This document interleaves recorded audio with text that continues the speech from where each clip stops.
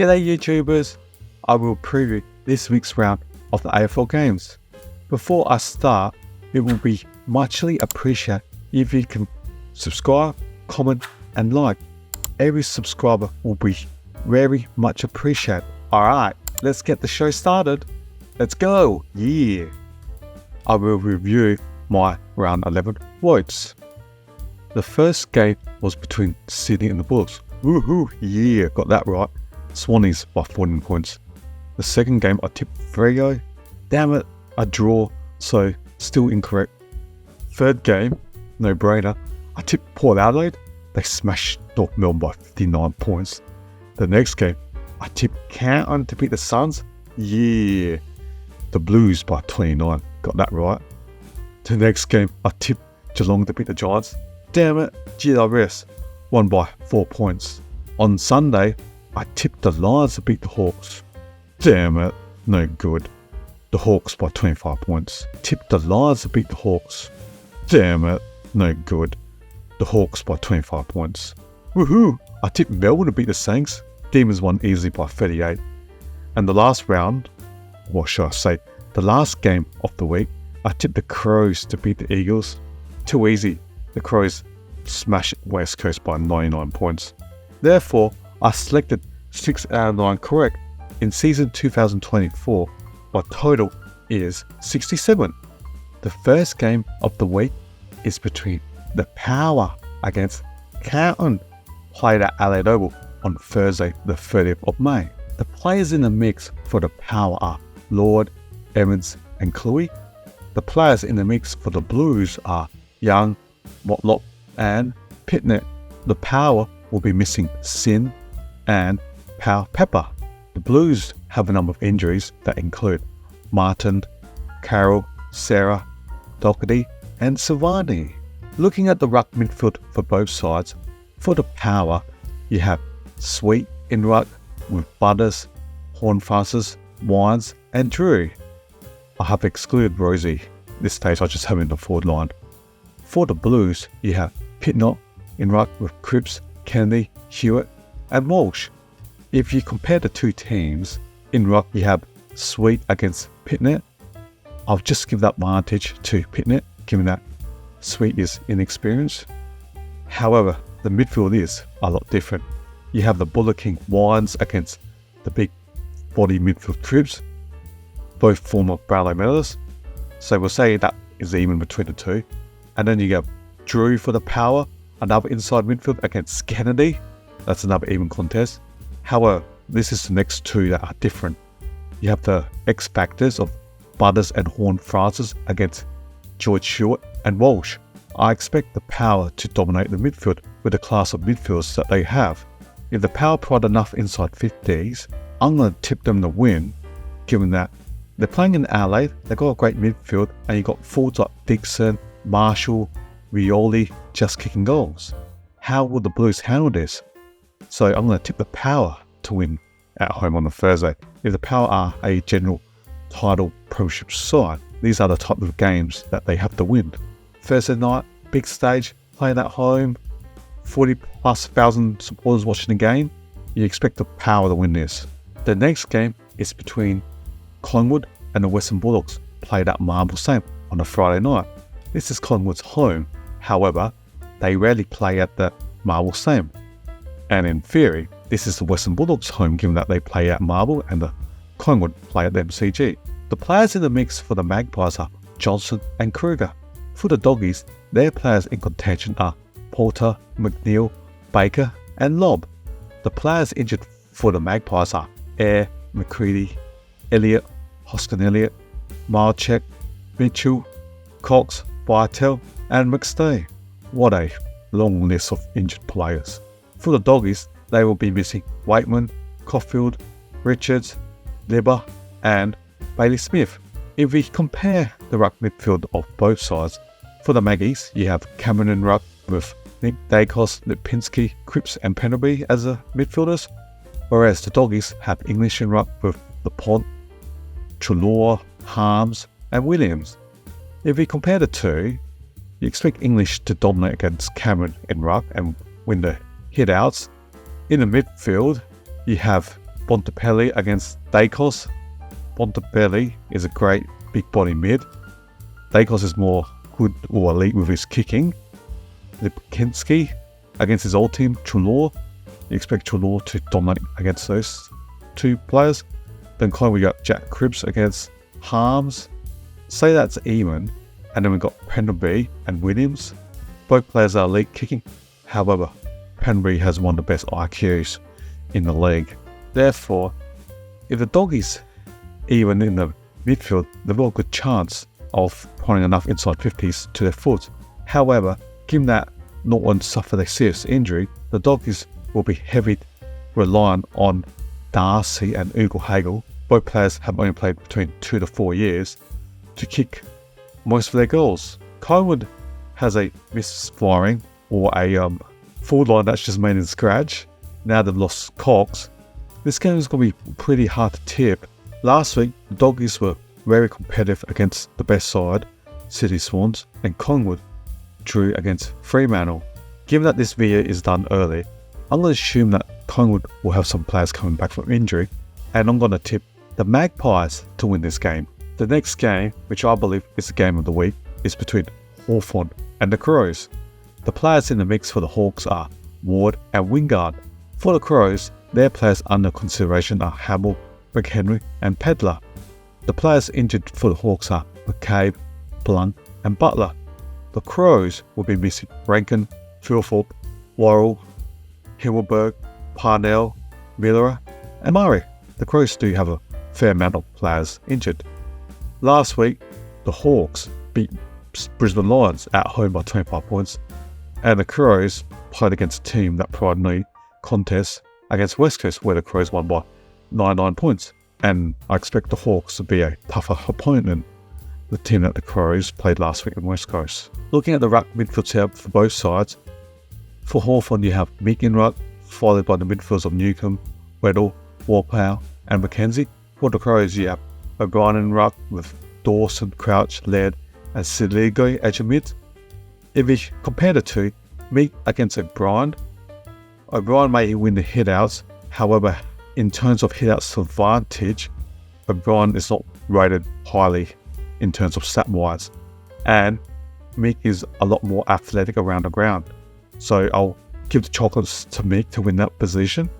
And then the midfielders, Newcombe and Dawson. Newcombe is a good in and under midfield. Dawson, an outside elite kicker.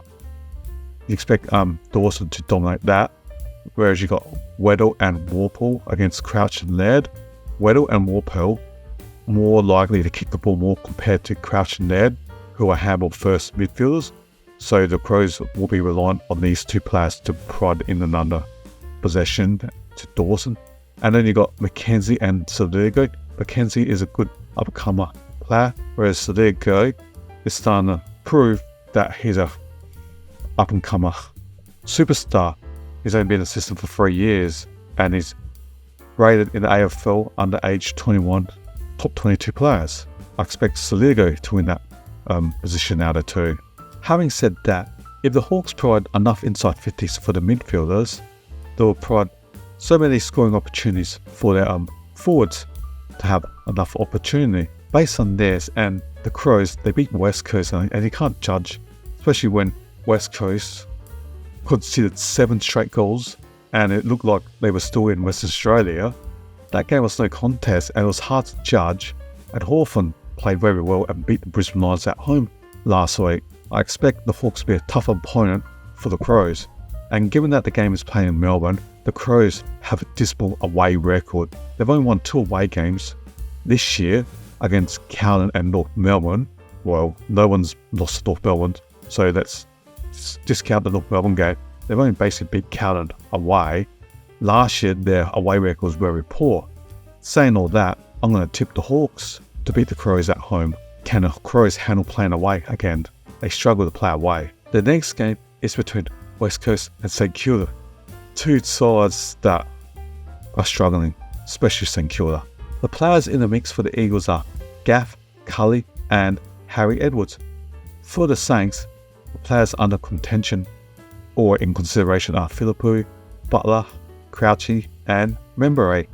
The players injured for the Eagles are Allen, Bazo, Petrella, and Hewitt. For the Saints, they will be missing Van S. Last week, West Coast, I wasn't sure if they were Adelaide last week, they lost by 99 points to the Crows. And the Saints lost to Melbourne Demons by 38 points. If we compare the ruck midfield for both sides, for the Eagles you have Bailey Williams in ruck with Gimby, Kelly, Jay Williams and Chesser, against the Saints ruck midfields of Marshall in ruck, Ross, Hill, Steele and Windhager as the midfielders. Looking at that, Marshall against Williams, you expect Marshall to dominate the hit-outs. In midfield, you have Ross against Gimby. Gimby's a young player. And you have Tim Kelly against Hill, both speedy outside players. And you have Captain Steele St. Kilda against Jay Williams. You expect Steele to dominate that. And Windhager against Chesser of the Eagles. Say that's even, they're both young players. If the Eagles can even the midfield, they'll provide plenty of ball to their forward line and give enough scoring opportunities to Waterman and Ryan. And we also have the X factor in the Harley Reid, who can play kick goals up forward and in the midfield. He'll be a very good midfield rotation. The Eagles play a lot better when they're at home. The last two away games to Adelaide and Collingwood respectively, they got smashed by 50 plus points, whereas the previous week they beat the Demons easily by 20 odd points. Having said all that, I'm going to tip the Eagles with West Coast's very poor, disappointing performance against the Crows, that 99-point loss. You expect retribution, and I'm going to expect them to play a lot different and beat the Saints this week. There's just no excuse playing at home in front of 45,000 people at the stadium with the crowd cheering for you. There's no excuse after a very, very disappointing game against the Crows. There's got to be a reaction. The next game is between Geelong and Richmond. The players in the mix for the Cats are Mannon and Hardy. For the Tigers, Banks and Kositsky in the mix. The injured players for the Cats are Dangerfield, Edwards and Wiltshire. For the Tigers, they will be missing a fair amount of their midfielders, and this includes Taranto, Hopper, Graham, Ross, Lynch, Maurice Rioli and Gibcus, a long injury list. Last week, Geelong lost to the Giants at home by 4 points, and the Tigers lost to Essendon in the Dreamtime game by 12 points. The Tigers were very competitive in this game, and we saw the vintage Martin again. He had 20 plus possessions and a couple of goals. If we compare the ruck midfield setups for both sides, for Geelong in ruck you have Blickhaz, the midfields of Holmes, Henry, Duncan and Clark. For the Tigers you have Dan Curvis in ruck with Pickett, Bolton, Baker and Ralsmith as their midfielders.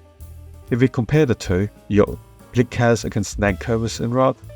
Nankervis is a good ruckman, but however, Blickhaz is very athletic and he can play as a midfielder and provide or gather plenty of possessions around the ground. In the midfield, you got young Holmes, upcoming superstar against Pickett, who's played reasonably well this year. And you got young Henry against Bolton. Bolton is a great midfield, but problem with the position, they need two Boltons, one up forward and one in midfield. So unfortunately, you can't play Bolton in both positions at the same time.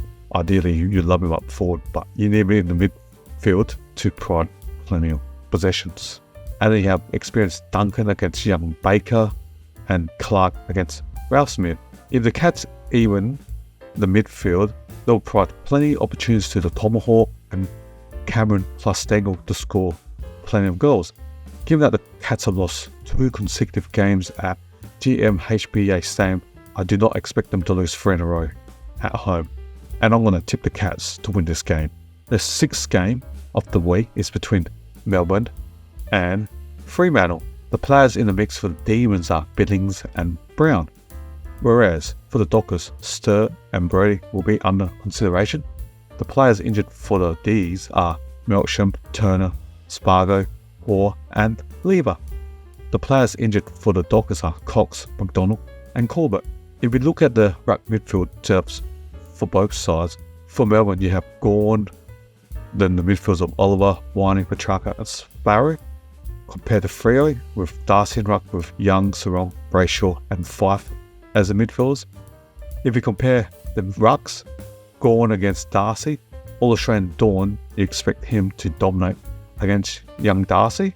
Then the midfield, you have Oliver, who extracts the ball, against Young, who's an elite kicker, more of an outside player. You expect Oliver to win more of the inside ball. And then inside middle, Winey against Sarong. Winey is a midfield inside ball compared to Sarong, who's more a collector of the ball outside. And then you've got the Border King inside outside midfielder Petrarca, who can also kick goals, against young Brayshaw, who is also more of a elite endurance runner and collection of the ball as an outside player. And then young Sparrow against Fife. You still expect Fife to dominate in that. The two players. If you compare against Melbourne's All-Australian ruck midfielders against the young developing good players of Fremantle, you expect the D's to win in those positions. However, can Melbourne kick enough goals? They're very dependent on Bailey Fritz and Pickett to score a lot of goals. Can Petty or McAdam contribute? These are the other players that the Demons require to score goals. If these other forwards kick enough goals, the Demons will win. Given that the game is played in Darwin, it's going to be very humid and a low-scoring game. This will favour the Melbourne forwards, as they got a lot more of the small forwards. Apart from Petty, this will help Fritz, McAdam, and Pickett plus Chandler.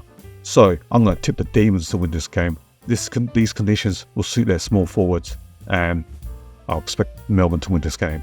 The last game of the week is between Gold Coast and Essendon.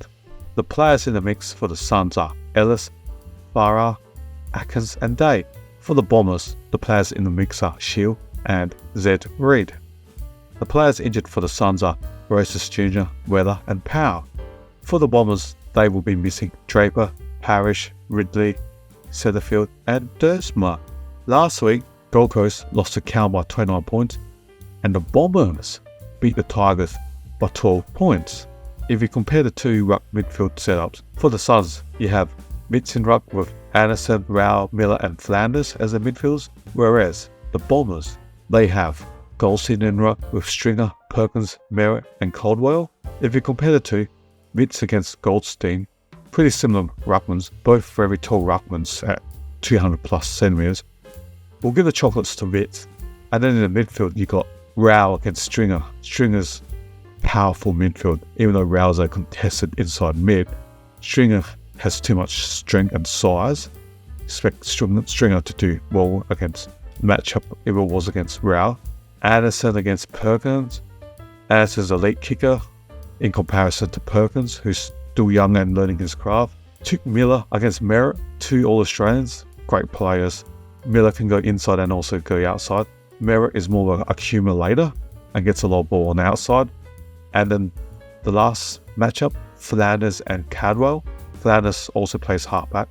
Both young midfielders who are still playing their game and finding their feet in AFL. We'll say it's even between those two. Based on this and looking at it, if the Suns can provide enough forward 50 to their forwards of King, Lukosius, the Suns will have a chance. The Bombers have been gone on a good winning streak. They won away, they've beaten the Crows, they've beaten the Eagles, they've got good form on the road, and I expect the Bombers to continue this and win on the road. My tips for this week are the Power to beat the Blues, the Maggies to beat the Doggies, the Hawks to beat the Crows in the game of the week, the Eagles to beat the Saints at home, the Cats to win again at home against Richmond, who are struggling, the D's to beat Freo at Darwin, and the Bombers to win away at Gold Coast. Thank you for watching my video. If you like my video, please don't forget to subscribe, comment and like. Every subscriber will be very, very much appreciated. Hope you enjoyed the video.